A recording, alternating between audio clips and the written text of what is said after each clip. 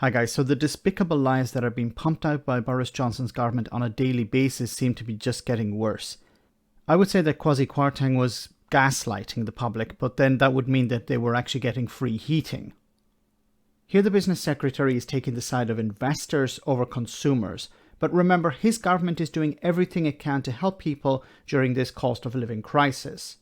Have a listen to this. Yeah, but since you brought it up, in France, I think that the rise is 4%. I mean, it's 54% here. I mean, what have the French got that we don't have? So the French, except maybe the French better were government? exposed to higher prices. They've also managed to scare a lot of people who are trying to invest in France. We've got the highest inward. So France is scaring investors away. Okay, well, there's a problem with that statement. This is from 7 months ago, okay? So I don't know if Kwasi Kwarteng has more up-to-date information. But it says here, according to The Guardian, UK second to France again for attracting foreign investment in Europe. Now, if things have changed, I will, of course, correct the record, unlike Boris Johnson.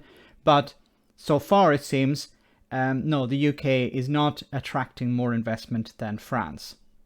Also, France seems to be putting consumers ahead of investors.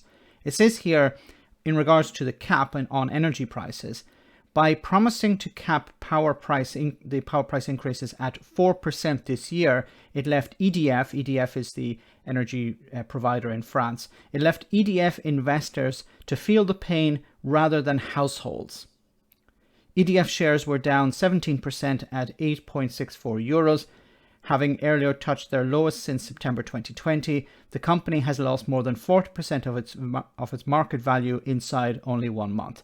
So this is hitting EDF. The French government have imposed this cap of 4%. And as as was asked here of the business secretary, well, why is France protecting consumers and Britain not? And his answer is, well, we need to protect investments, it seems. Investment of any country in Europe. That's relevant, Trevor, to this whole equation. We're securing jobs, hundreds of thousands of jobs. We've got a very, very low unemployment rate. But you're right to say that the cost of living is an issue. Look, so the cost of living is an issue, but we would prefer to protect investors over consumers. So when there are people who vote for the Conservative Party, people who voted for Boris Johnson back in 2019, the response from the government is when you have to decide whether to heat your home or feed your family, well, the government can't help you because they need to make sure that investors are protected. Now, investors are being protected while oil and gas prices drive share profits to 8-year high. Firm expects to increase dividend by 4% in the first quarter of 2022 to 25 cents per share. So Shell has made a massive profit. The Brexiteer government is against a windfall tax on this, but they would prefer, once again, to protect investors over consumers. And they'll say, yes, don't worry, we are dealing with this cost of living crisis. Once again, we have lies from the Brexiteer government that they actually care about ordinary people. They do not. And lies that the UK is number one when it comes to investment in Europe, when it's obviously not the case.